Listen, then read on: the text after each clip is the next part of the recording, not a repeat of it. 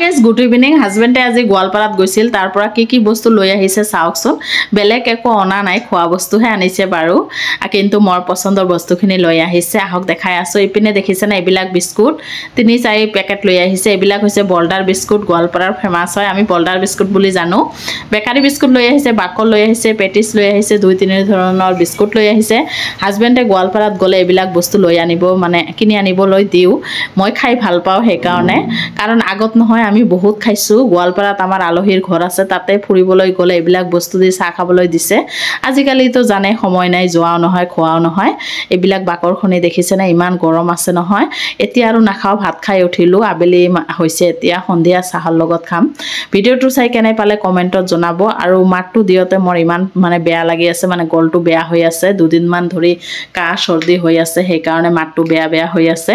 এতিয়া সন্ধিয়া চাহ লৈ বহিছো দেখিছে নে বলডাৰ বিস্কুটৰ লগত চাহ খাই লম আপোনালোকে কিহে দি চাহ খালে কমেন্টত জনাব আৰু ভিডিওটো বেছি শ্বেয়াৰ কৰি দিব